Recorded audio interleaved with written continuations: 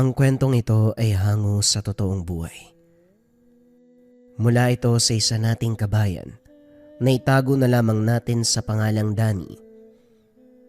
Taong 1964. Bacolod, Negros Occidental. Sa panahong ito, may mayamang pamilya na isa-isang nawawalan ng mga anak. Sa loob lamang ng isang taon, hindi na mahagilap ang 5. Nakipagkasundo sa otoridad, dinulog sa mas nakakataas. Ginawa naman ng aksyon, pero para bang sa patuloy na paghahanap lalo lang nawala ng pag-asa.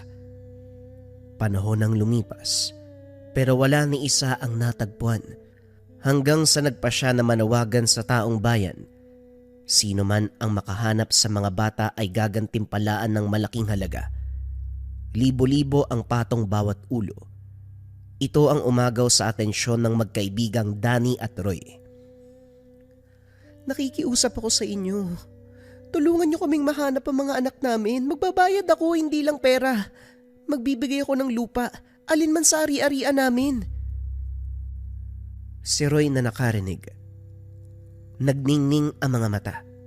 Kagad hinila ang kaibigan para pag-usapan. Ano na, tara. Malaking pera ang pinag-uusapan dito. Huwag na nating palampasin yan. Sira ulo ka pala eh. Paano nga natin mahanap? Wala tayong alam kung nasan ang mga bata. Malay ba natin kung sino yung dumukot dyan? Baka nga patay na yan eh, kaya hindi matagpuan. Tigilan mo yung pangarap na pera ha. Pati ako, masisiraan sa pangikayat mo eh. Tugon ni Danny kay Roy. Susubukan nga lang natin, di ba? Hanapin natin kung saan, malay natin. Nandyan lang sa tabi-tabi, baka tinago ng kaanak. Ang gawin natin, puntahan natin isa-isa. Mag-usisa tayo. 5 ang anak ni Madam Rosana. Kapag nahanap natin lahat, malaking pera yan pare. Maghanap ka mag-isa mo.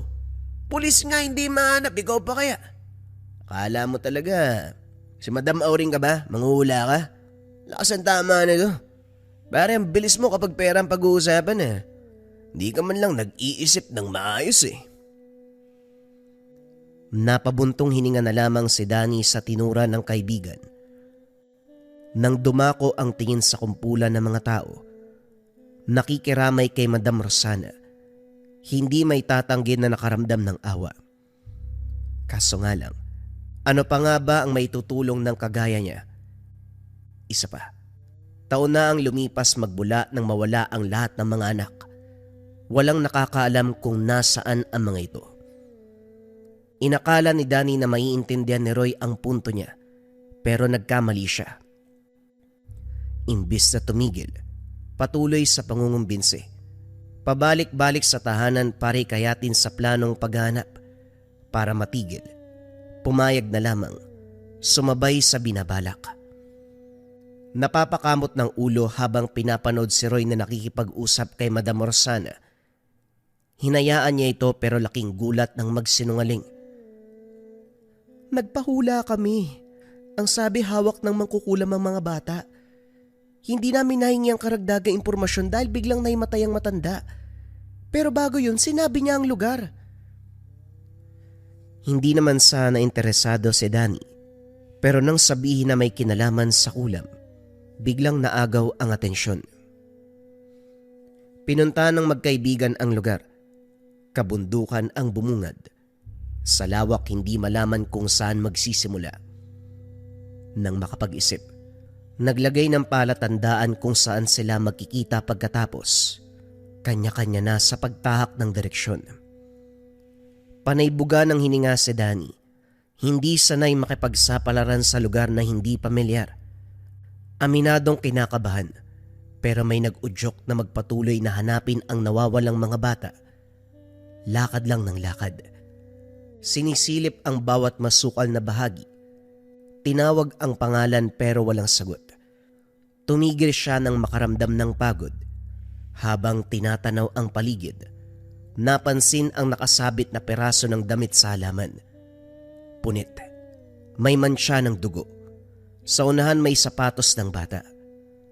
Nagpatuloy sa paghahanap. Iilan pang gamit ang nakuha kagaya ng jacket. kwintas, maging laruan. Lahat masasabing mula sa bata. Binaybay ang direksyon hanggang dumako ang tingin sa nakitang bubong. Malayo pa ang kubo pero tanaw mula sa kinakatayuan. Hindi nagtagal na sipat ang matandang babae. Nagsasampay, damit ng mga bata. Walang ibang naisip kung hindi ang mangkukulam. Nagmamadaling bumalik sa tagpuan. Kagad ibinahagi kay Roy ang natuklasan. Matanda na siya, ugod-ugod na nga eh. Madali lang to, isang tulak lang dyan. Hindi na makakatayo yan. Mangkukulam nga, hindi ba? Huwag mong maliitin. Mahina ang pisikal dahil sa katandaan. Pero sigurado ako may nakatago lakas dyan. Parang hindi mo lamang galawan ng isang mangkukulam ha. Gumagamit ng salita yan, isang sambit pwede nating ikamatay. Trabahuin na nga natin para makauwi tayo kagad. Hindi na ako makapag-intay na makita yung pera ko eh.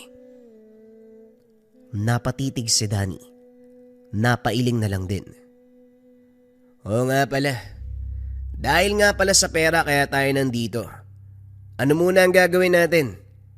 Dediretsuhin na ba yung matanda? Sasabihin bang, ikaw ba'y nangulam? Tapos dumakot sa mga bata. Isoli mo bago ka masaktan. O ano, ganun yung gagawin natin. Eto naman oh. Mabubuking tayo kapag ganyan. Halika. Panoorin mo yung gagawin ko ha. Ayusin mo lang yung tingin mo. Mamaya mahulaan yung sadya natin eh. Lumapit ang dalawa. Sa daan palang umaktong naliligaw. Nagkasagutan. Ginawang makatotohanan ang pagdrama. Umagaw ito sa atensyon ng matanda. Tinawag sila. Nag-usisa. Si Roy ang nakipag-usap. Ginalingan ang pagpili ng salita para makumbinsi. Tinuro nito ang daan pero bago sila hinayaang makalis, inimbitahan muna na maghapunan. Habang nakaupo sa hapag, naging malikot ang tingin ni Danny. Luma na ang bahay. Marupok ang materyales sa kahoy. May butas-butas na rin ang bubong. Sira ang ilang bahagi. Maliit lang, pero parang hindi isang tao ang nakatira. May mga gamit ng bata, laruan at damit. Nang maianda ang pagkain kagad sinunggaban ni Roy, pero pinigilan ng binata. Baka nakakalimutan mo nasa tahanan tayo ng delikadong tao. Hindi natin kilala yan. Mamaya may lason pa yan, imbis na makauwi tayo dala ang balita tungkol sa mga bata. Dadagdag pa tayo sa hanapin. Umayos ka. Huwag kang patay gutom. Tubig na lamang ang nilagok ni Roy. Magalang na tumanggi sa pagkain. Sinabing nakiupo lang sa hapag bilang respeto sa pag-aya. Naintindihan naman ng matanda. Sa halip na hapunan, nakipag-usap na lamang. Hindi maunawa ni Danny ang pakikitungo ng matanda. Magaan ang pananalita pero taliwas ang emosyon ng mga mata. Ito ang tipo na anumang oras ay may mangyayaring masama. Bumigat na rin ang pakaramdam ng paligid. Nang makapagpaalam, pumuslit sa labas. Pinagmasdang maigi ang lugar. Gubat, kabundukan. Walang ibang tahanan bukod sa bahay na ito. Matyagang nagmasid hanggang dumako ang tingin sa ibabang bahagi ng dingding. May maliit na bintana. Maingat na sumilip at doon natanaw ang 5 bata. Nakatalikod sa kanyang gawi. Nakayuko. Tahimik. Hindi gumagalaw. Sinubukang sitsitan pero walang sagot na para bang wala itong buhay. Bago mahuli, nagmamadali sa pagbalik sa loob. Para hindi mahalata, sumali na rin sa usapan kung ano-ano ang binahagi ng matanda. Nakinig at sumabay na lang din ang magkaibigan. Nang wala nang mapag-usapan, nagpaalam ang dalawa dahil dumidilim na rin. Hinatid pa sila sa tamang daanan. Tinuro ang direksyon pabalik. Magalang na nagpaalam ang mga binata. Sa sandaling nakalayo, binahagi ni Danny ang natuklasan. Ngayon pinag-iisipan na lamang kung ano ang indadahilan sa oras na babalik. Bago yun, Naganap muna ng komportableng lugar kung saan magpapalipas ng gabi. Sa ilalim ng sagingan nagpahinga, pinagtagpi-tagpi ang mga dahon at ginawang sapin.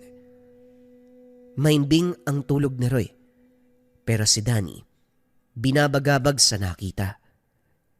Hindi man nasilayan ang mukha ng mga bata. Nararamdaman niyang nasa kalagitnaan ng paghihirap. Tumugma rin sa mga anak ni Madam Rosana, 2 lalaki, 3 babae.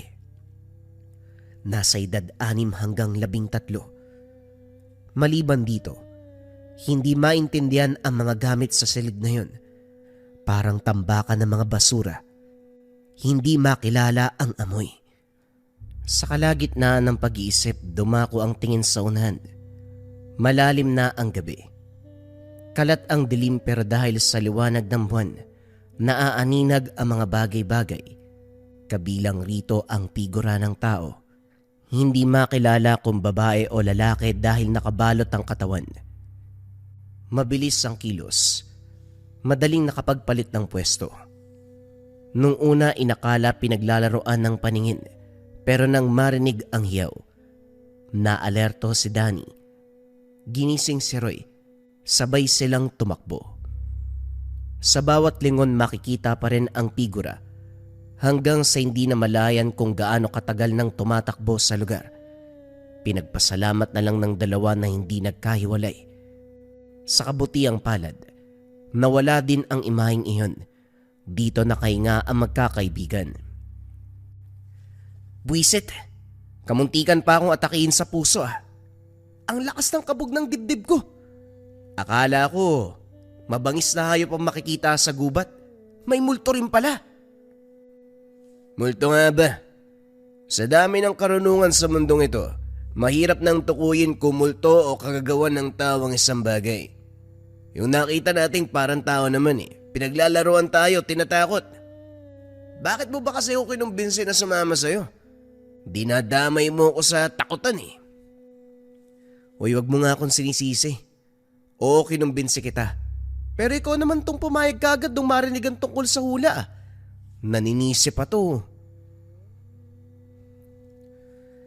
Hindi mapigilan ni Danny ang magka-interes dahil may kinalaman sa kulam ang pagkamatay ng mga magulang. Paslit pa lamang nang sabihin ng albularyo ang kinamatay ng mga ito. Nasaksihan din kung paanong magdusa ang ama't ina sa pinataw na sumpa. Nagbago ang anyo na parang pinaghalong tao at hayop. Nagbabago ang lahat. Hindi maunawaan ang kilos sa gabi na parang sinasapian. Ilang insekto ang natatagpuan sa higaan tuwing umaga. Sa ganitong paraan naghirap ang mga magulang hanggang sa binawian ng buhay. Dahil hindi maunawaan ang ganitong kababalagan sa murang edad, labis ang pagsisisi. Hindi nakahingi ng saklolo. Ito ang dahilan kaya nagka-interes sa kaso ng pagkawala ng mga anak ni Madam Rosana. Nais makaharap ang mangkukulam. Sa isip ng binata, hindi man ito ang may kasalanan sa nangyari sa mga magulang. Walang pinagkaiba. Parehong mangkukulam. Kinabukasan naglibot muna sa paligid para makahanap ng makakain. Sa kalagitnaan nakasalubong ang magkakahoy. Naguguluhan sa presensya ng mga binata. Humingi ng kaunting oras para makausap. Pasensya na kung naistorbo ko ang paglilibot nyo. Nakakapagtaka lang kasi na may naglalakwatsa sa baging ito. Hindi naman kayo mukhang naligaw. Ano ba talaga ang pinunta nyo rito? Tanong ng matanda na nagpakilala sa pangalang Mang Teofilo. Imbis na sagutin, nilihis ni Roy ang usapan. Kaso nagpumilit ang matanda. Walang nagawa ko hindi magsabi ng katotohanan.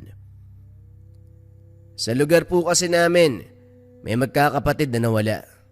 Nung nakaraang taon pa po. Nanawagan ng ina.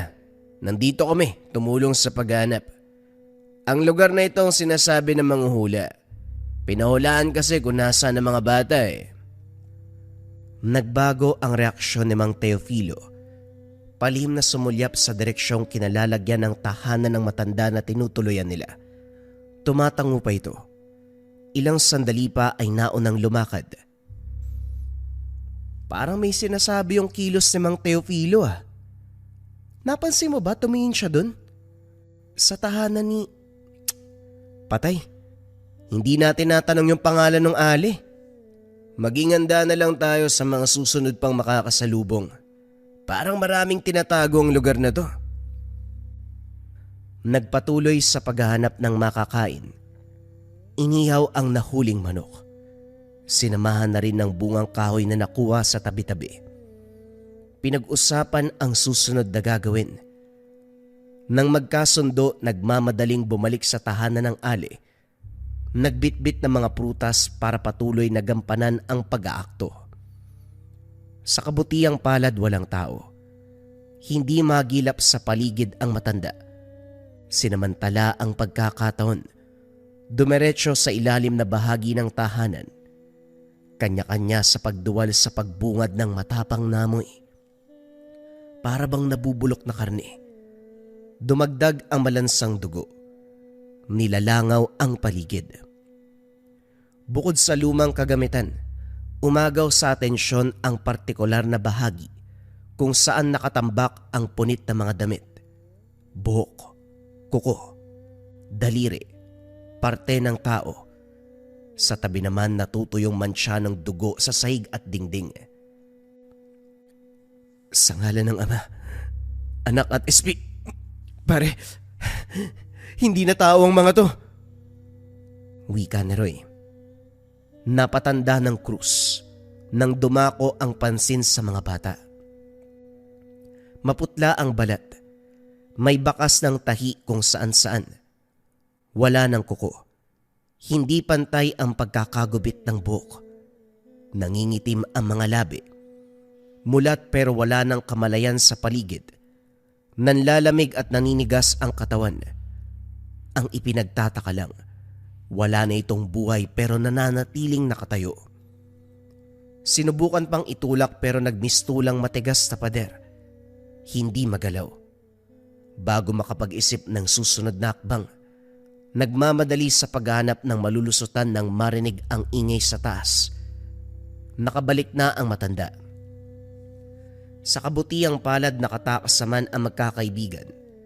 Halos kapusan ng hininga sa pagiging kabado. Pansamantalang nagtago sa gupat, nag-iisip ng gagawin. Sana hindi mapansin ng ali yung pagpasok natin dito. Ano na ang susunod pare? Hindi ko alam na buwis-buhay pala to.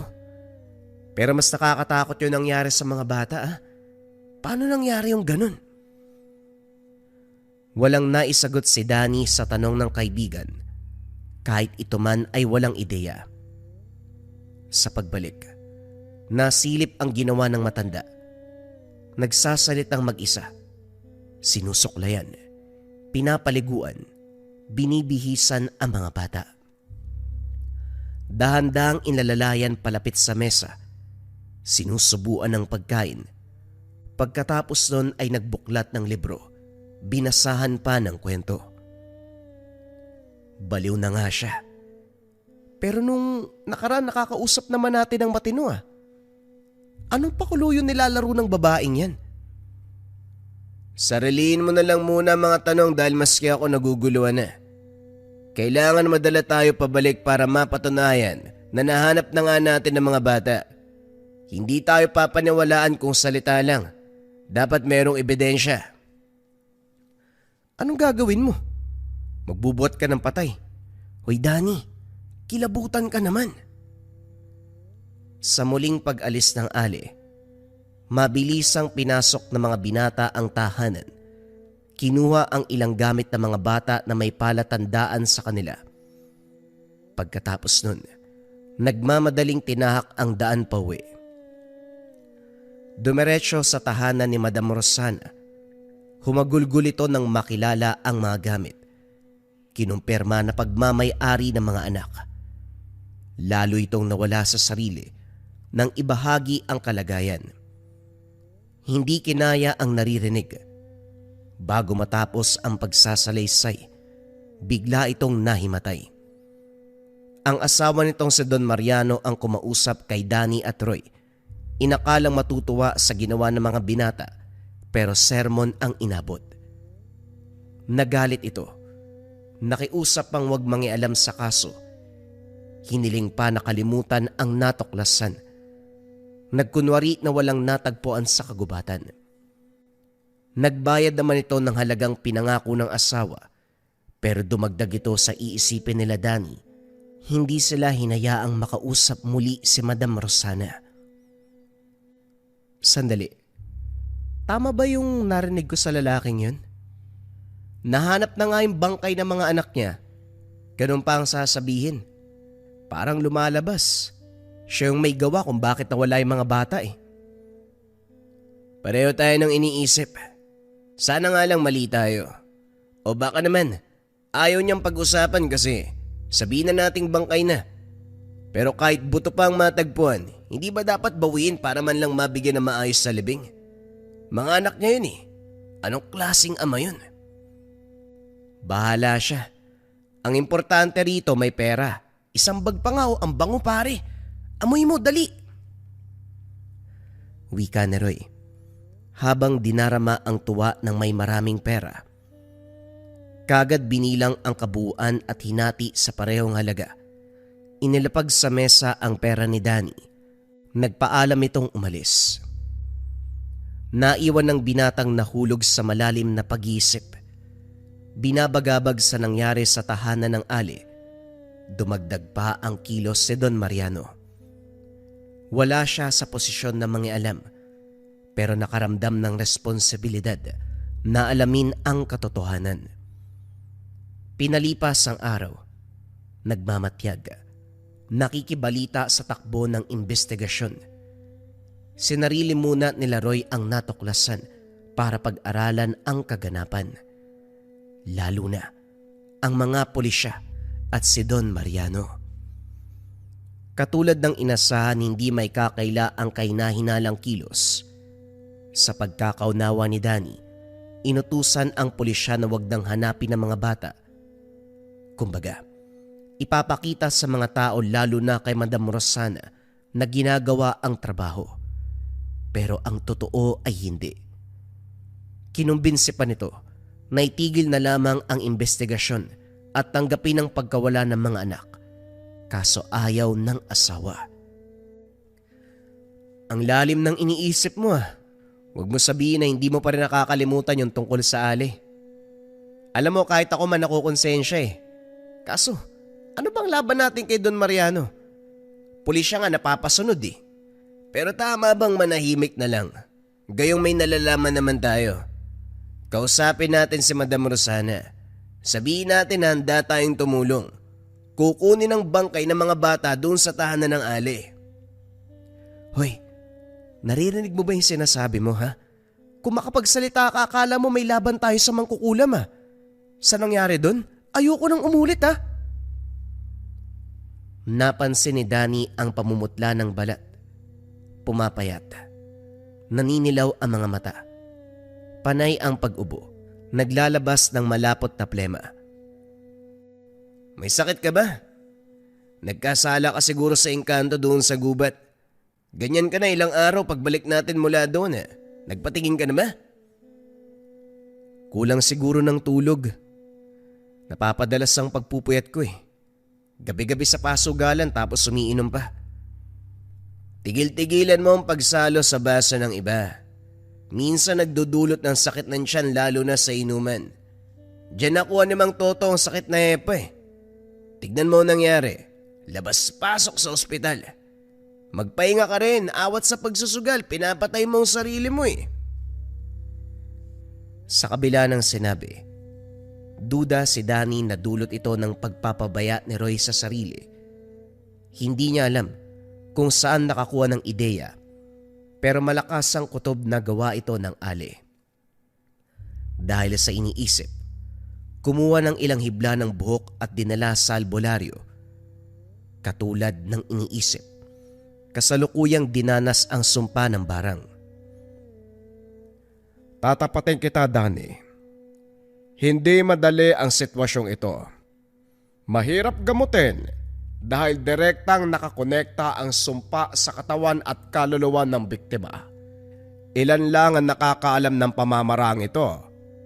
Saan ba kayo nagtungo nitong nakaraan? Paano nakuha ang ganitong kulam? Walang nagawa si Danny kundi sabihin ang katotohanan.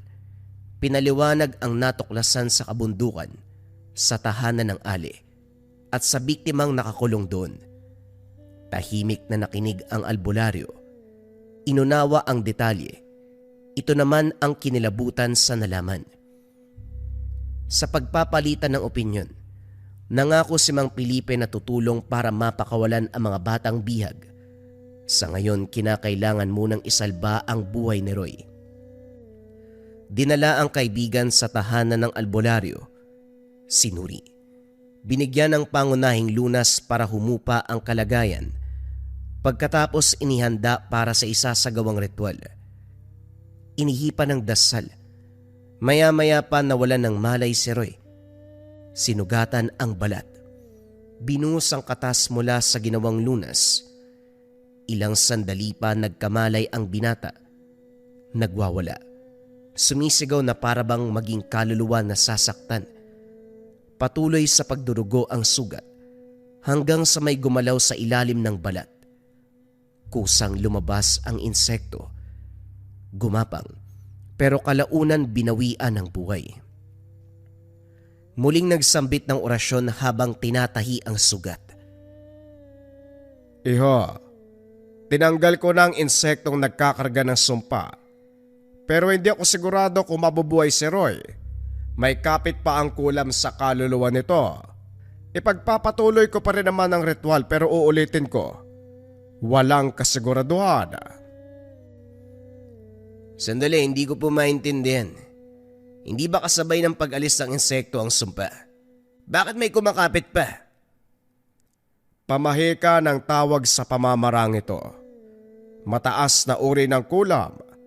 Maaaring maalis ang insekto anumang itinanim sa katawan ng biktima. Pero hindi nangangahulugan na 100% ang kaligtasan. Sinabi ko naman kanina, delikado ito. Tapusin niyo na lang po ang proseso. Baka magawan pa ng paraan. Pagkatapos ng problema kay Roy, patuloy sa paghihintay ng tamang pagkakataon na makausap si na Madam Rosana. Nahirapan dahil bantay sarado ang asawa nito at iilang tauhan. Habang tanaw sa malayo, bumigat ang dibdib ni Danny. Nararamdaman ang paghihirap nito. Nang makatsyempo pumuslit sa opisina at dito nangyari ang formal na pag-uusap. Inulit ang sinalaysay noon tungkol sa Ali at sa mga bata. Humagulgol ito. Habang sumasagi sa isipan ang kalagayan ng mga bata. Nang banggitin ni Danny ang Ali, nang mailarawang mabuti, may sinambit itong pangalan na ayon sa pagkakaalala may kinalaman sa asawa. Kahit si Madam Rosana naghihinala sa kilos si Don Mariano una pa lang, hindi kayang kumprontahin dahil isa siyang dakilang martir. Sunod-sunuran sa takot na masaktan. Nang marinig ito ng binata, nagkaroon ng ideya. Binaling ang usapan sa relasyon ng mag-asawa. Hindi naman pala mahal ang isa't isa. Nagpakasal alang-alang sa ikakaangat ng negosyo. Pera na magkabilang pamilya ang habol. Nagkaanak nga, subalit hindi maramdaman ng mga bata ang pagmamahal ng isang ama. Dumidistansya si Don Mariano na parabang hindi nagmula sa sariling dugo ang mga ito. Nang lumalim ang kwento tungkol sa asawa, nabalikan ang noon na paghihinala. Magkakilala sila noong nasa kolehiyo pa lamang. Tahimik si Don Mariano. Mag-isa, hindi pala kaibigan. At higit sa lahat tumatambay sa madidilim na bahagi kung merong bakanting oras. Maaga ito kung pumasok. Pinakaunang estudyante sa paaralan. Gagabi naman sa pag-uwi. Paminsan nauhuli na galing pa sa gubat. Palaisipan ang kilos na ito. pero walang nagsalita dahil sa impluwensya ng pamilya. Kahit sa ilang taon ng pagiging mag-asawa, bilang sa daliri ang nalalaman ni Madam Rosana kay Don Mariano. Nagsimulang pagtagpi-tagpi ni Danny ang nabuong konklusyon. Nilinaw kay Madam Rosana na hinuha lamang ito. Baka nga po konektado si Don Mariano sa hali. Pasensya na po sa salita pero hindi kaya siya rin yung nag-utos na dukutin ng mga anak nyo. Kakasabi nyo lang, malayo ang loob ng asawa nyo sa mga bata. At minsan ang lumabas sa bibig nito na ayaw niya ng bata. Hindi ko naman sinasabing masamang tao si Don Mariano pero hindi rin po nating pwedeng baliwalain ang mga posibilidad. Kahit gaano pa kabuti ang isang tao, darating sa punto na makakaisip ito ng kasamaan sa sarili man, sa pamilya o laban sa ibang tao. Sa kabutiang palad, naunawaan ni Madam Rosana ang pinupunto ni Danny. Ang pagdududa sa asawa ang nagtulak para sumang-ayon sa plano ng binata. Ipinagbahala kay Danny ang susunod na hakbang. Ang importante rito, maibalik ang mga bata, buhay man o bangkay. Bumalik kay Mang Felipe, nag-usisa tungkol sa kulam at kung paano kontrahin. Nagulat ang matanda lalo na nang mapansin kung gaano ito kaseryoso. Ibinahagi pa rin ang kaalaman sa kabila ng pagtataka. Pagkatapos nilinaw kung saan gagamitin. Teka lang Danny, sinagot ko ang tanong mo pero alam kong hindi mo rin magagawa kasi wala kang alam sa larangan na ito. Bakit ka ba nagtatanong ng ganitong bagay?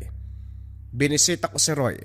Kahit papano bumuti naman ang kalagayan niya. May binabala ka ba patungkol doon sa nawawalang mga anak ni Madam Rosana? Iho, huwag kang magpakabayani. Hindi ito laro na paslit ang kalaban. Mang Felipe, alam niyo po ang nangyari sa mga magulang ko. Natuto na ako sa kaganapan. Nasaksiyan ko ang paghihirap nila sa sumpa ng kulam pero wala akong nagawa dahil wala akong muwang. Ngayong nasa tamang pag-iisip na, wala mang alam sa lihim na karunungan pero malay natin, pumanig ang swerte, hindi ho ba? Ang pakikipaglaban sa mangkukulam ay hindi tungkol sa pagkapit ng swerte. Kinakailangan dito ang karunungan, kakayahan, pananalig sa gabay at pagiging handa sa kamatayan. Kung may binabalak ka, sabihin mo sa akin, malay mo may maitulong ako. Walang pagdadalawang isip na binahagi sa albularyo ang plano. Ito man ay namangha sa isip ng binata. Para sa matanda, hindi ito tungkol sa pabuyang nakapatong sa bawat ulo ng batang mahanap. Pagbibigay ito ng hustisya, ito ang pinag-uusapan. Ibinahagi na rin Mang Felipe ang naisip na hakbang. Walang pagdadalawang isip na sinang-ayunan ng binata. Matapos gumayak, binaybay ang daan patungo sa tahanan ng ali. Hindi maaaring magpakita si Mang Felipe dahil isang tingin makikilala. Si Danny ang tumuloy sa tahanan, gumawa ng kwento bilang pain sa matanda. Nilapatan ng sabulag ang dala nitong pangontra. Sa kabutiang palad kumagat ang ali. Sa puntong ito lang din nakilala. Aling Marisol, maligaya ako nakabalik dito. May dala akong pagkain at karne. Sariwa ang mga yan. Wala po kasing pasok tapos naisip ko kayo. Tinulungan nyo rin ang kaibigan ko nung araw. Nga o pala, bakit nyo piniling manirahan dito? Masyado na pong malayo sa kabiasnan. Kayo na lang din ang tao. Walang kapitbahay. Hindi naman ako nag-iisa, iho. May mga anak ako. Nasa kwarto sila. Hindi ko lang pinapalabas dahil delikado ang lugar na to. Gusto mo ba silang makita? Napalanok si Danny nang masilayan ang ngiti ng matanda. Ginapang ng takot nang maalala ang itsura ng mga bata. Pero para malaman ang katotohanan, nilunok ang takot at pumayag. Dinala siya ng matanda sa basement. Pigil hininga dahil mas dumoble ang tapang ng amoy kumpara ng una. Nagtataka dahil may sariwang dugo sa sahig. Naroon din ang buhok na bagong gupit. Nag-iwas ng tingin nang sumulyap si Aling Marisol. Pinakilala nito ang mga bata. Binigyan ng pangalan isa-isa. Lahat tumugma sa tunay na pagkakakilanlan ng mga ito. Tuloy-tuloy ang kwento. Hinuhuli ni Danny sa salita sa pamamagitan ng pagtatanong. Pero hindi naging madali dahil maingat ang matanda. Ang totoo niyan, apo ko sila. Ayaw alagaan ng anak ko kaya ako na lang. Nung una ayaw makinig kaya ginawa ko ang lahat para sumunod sa akin. Tignan mo sila. Ano man ang sabihin ko, walang kontra. Dahan-dahang inilabas ni Danny ang pangontrang likido. Habang abala sa pagtitig sa mga bata, sinamantala ang pagkakataon. Sinabuyan. Sabay tawag ng pangalan ni Mang Felipe. Dali-dali namang nagpakawala ng orasyon sa hangin ang matanda. Nanlaban si Aling Marisol. Dumampot na mga bagay pero inunahan ni Danny. Nanlaki ang mga mata sa gulat. Kagad nabitawan ang pala na direktang tumagos sa tiyan. Basta na lang ito hinugot sa tabi. Sabay atake rito. Wala sa isip na ganon ang mangyayari. Gayunpaman, hindi ito pinuna ni Mang Felipe. Inihipan ng dasal ang palito. Sabay diin sa leeg ng matanda. Kagad nawala ng lakas. Naglupasay sa sahig. Anak, sa ngalan ng sumalangit nawa ang kaluluwa ng mga batang ito. Napakahayop ng ginawa. Hindi lang pinatay, maging ang kaluluwang lupa ay pinahirapan. Wika ni Mang Felipe nang makita ang mga bangkay na hanggang ngayon ay nananatiling nakatayo. Kinalas ang sumpa kung kaya't nagbagsakan. Maayos na binalot isa-isa. Pagkatapos sinunog ng buhay si Aling Marisol kasama ang mga kagamitan. Dinala ang mga bangkay sa napag-usapang tagpuan. Pinagluksaan si Madam Rosana. Paulit-ulit na sinumpa ang asawa. Hindi pa man malinaw ang koneksyon ni Don Mariano kay Aling Marisol, ito pa rin ang sinisisi. Matapos mabigyan ng maayos na libing, tinawagan ang asawa para ipahinto ang operasyon ng otoridad. Sinabing tanggap ang pagkawala ng mga anak. Maraming salamat sa inyo. Napakahayop ni Mariano. Ginawa niya ito sa mga anak namin. Huwag kayo mag-alala. Hindi niya malalaman ang tungkol dito. Pagtatakpan ko kayo. Sa ngayon, kapag magkakasalubong tayo sa daan, huwag kayong tumingin sa akin, ha? Kilala ko siya. Malakas magduda pagdating sa ganitong bagay. Kailangan nating mag-ingat. Nagawa niyang ang patay ng sariling anak. Kayo pa kaya na hindi ka pamilya? Nakahinga si Danny. Sa ginawang pakiramdam, naigante rin ang mga magulang. Lihim na pinagmalaki ang sarili dahil nailigtas ang mga bata. Hindi lang isa o dalawa, kundi 5 bangkay ang naiuwi. Nabigyan ng maayos sa libingan.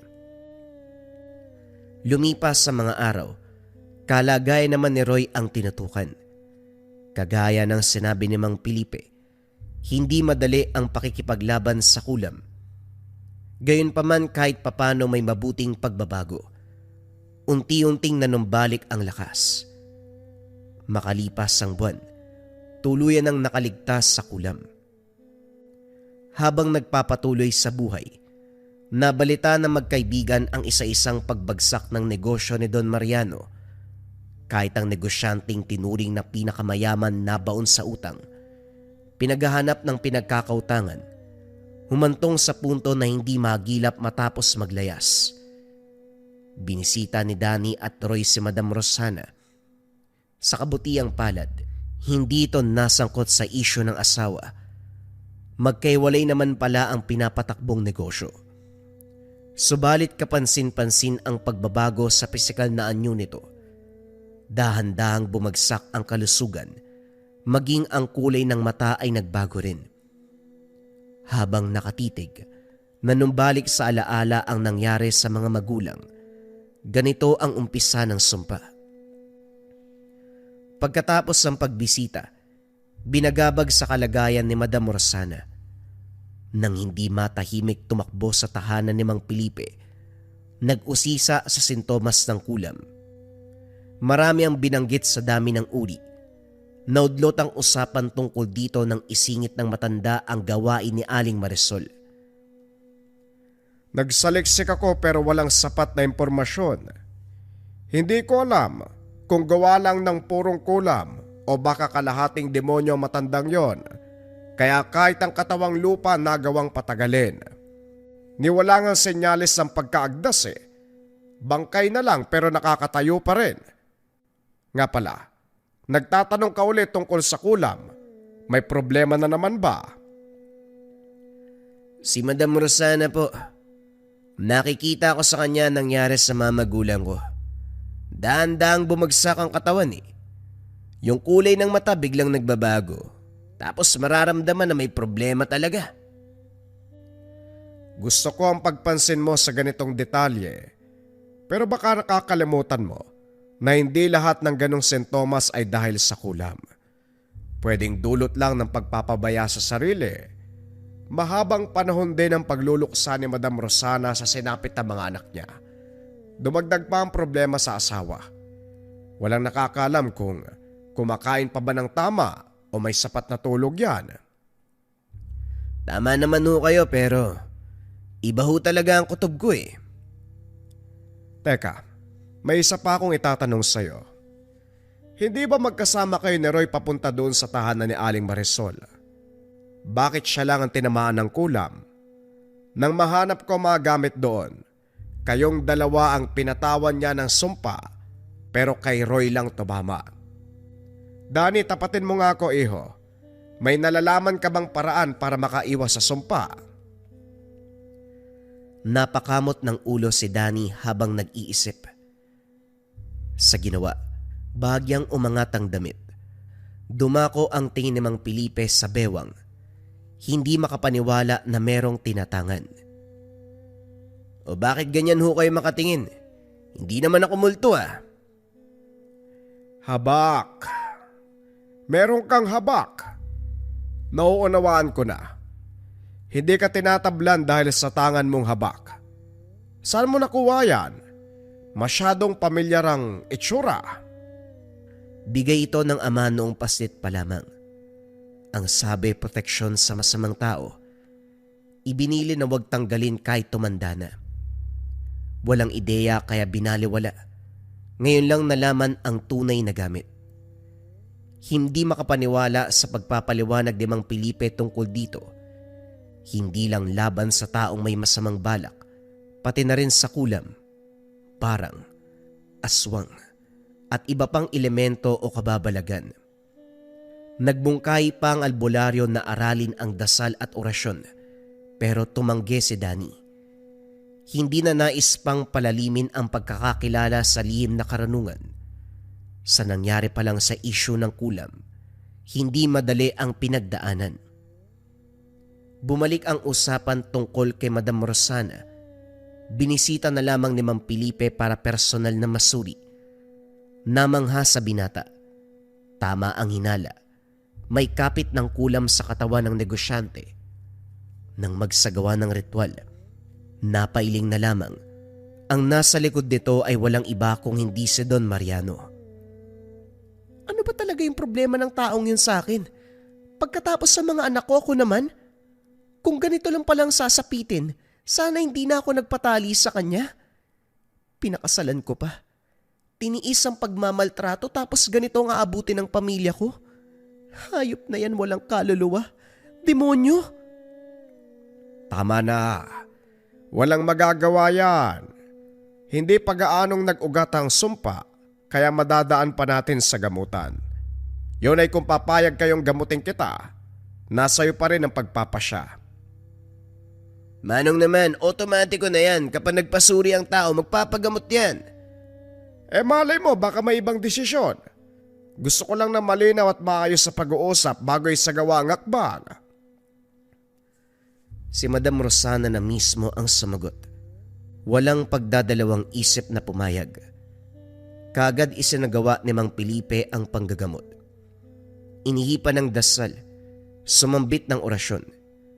Matapos ang mahabang pagbigkas, nagulat na lang si Danny dahil iba ang boses na lumabas sa mismong bibig ni Madam Rosana. Mas malalim na at halos boses lalaki. Maya-maya pa kinausap ito ni Mang Felipe. Pinatawag kita ngayon para usisain sa ginawa mo. Bago yon, sino ka? Sabihin mo ang pangalan mo.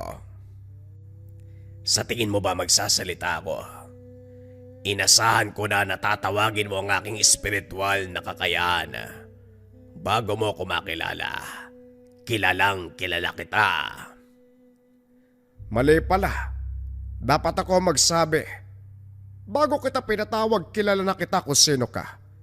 Gusto ko lang marinig mula sa iyong pagsambit ng pangalan mo, pero kung ayaw mo naman, ayos lang din. Umusad tayo sa kasunod na tanong. Pagkatapos sa mga anak, asawa naman, ano bang problema mo sa sariling pamilya? Kung ayaw mo sa kanila, pwede ka namang humiwalay eh. Hindi kailangang umabot sa kulam sa isa-isang pagpatay ng bawat miyembro ng pamilyang binuo mo.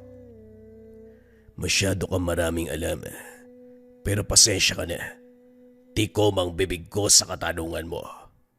Huwag ka na rin mangahas na putulin ko ang sumpa. Baka maisipan kong ibaling sa'yo. Mauna ka pang mamatay kaysa sa asawa ko. Tignan mo na, dadulas ka na rin sa sarili mong salita, Mariano. Mag-ingat ka. Booking ka na. Natahimik ito at hindi na muling nagsalita. Natatawa na lamang si Mang Felipe habang pinagpapatuloy ang ritual. Pinutol ang sampa ng kulam. Pinatawa ng parusa si Don Mariano. Ilang sandali pa nagbalik sa ulirat si Madam Rosana. Sinabihan nito na huwag mag-alala. Naturuan ng leksyon ang asawa. Subalit napangibabawan ng galit at may hiniling. Naunawa ng albularyo ang punto kung kaya't magalang na sumunod.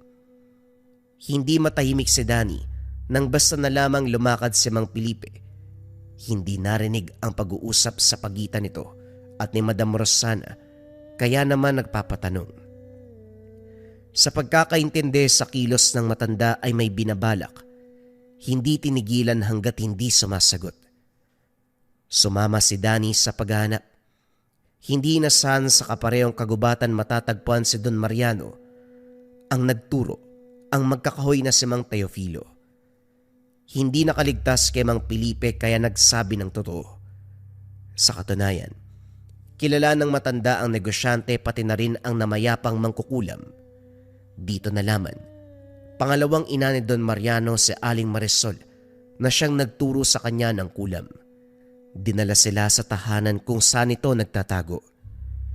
Sinubukang umatake sa pamamagitan ng orasyon pero kaagarang nakontra ni Mang Felipe. Walang pagdadalawang isip, sinugod ng dasal. Hinayaang magdusa habang pinapakinggan ang bawat usal. Naglupasay ito ng umepekto ang orasyon ng albularyo. Pinipinsala ang pisikal na katawan, lalong-lalo na ang pag-iisip. Hindi naglaon, kusang bumigay ang katawan.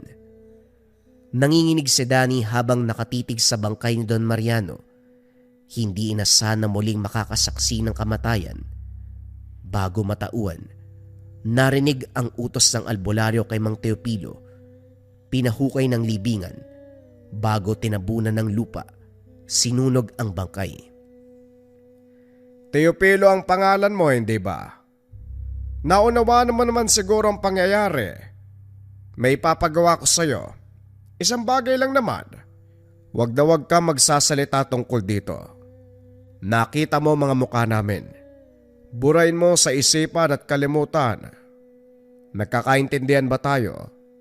Sa oras na malaman kong may binanggit ka, otomatikong gagana ang pinataw kong sumpa sa'yo. Huwag na huwag kang magkakamalis sa pagbuka ng bibig. Magandang araw sa'yo. Pagpalain ka nawa ng Diyos, Teopilo.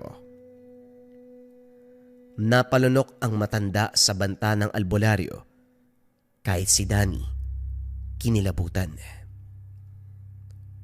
Makalipas ang ilang linggo, nabalitaan na lang ang sinapit ni Madam Rosana.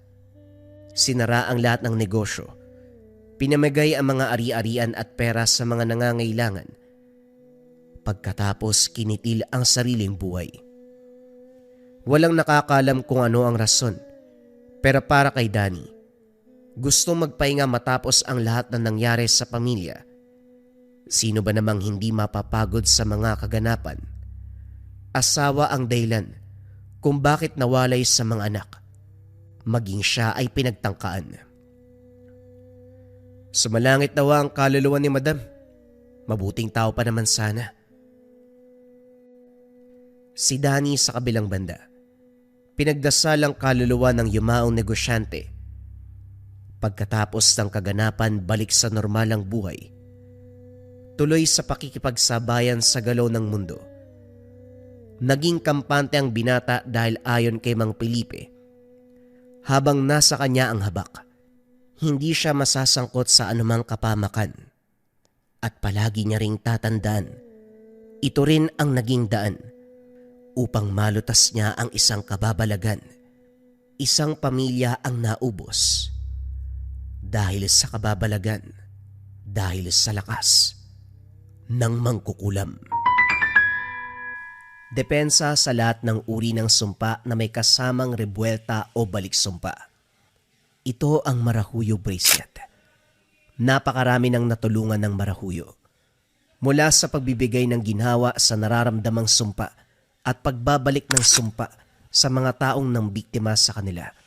Kung isa ka sa mga taong nabiktima ng kasamaan at kailangan mo ng proteksyon, subukan mo ang Marahuyo Bracelet. Kung interesado ka, i-search mo lang ang shop ng Lika Merchandise Marahuyo Bracelet. Mag-ingat sa mga scammers.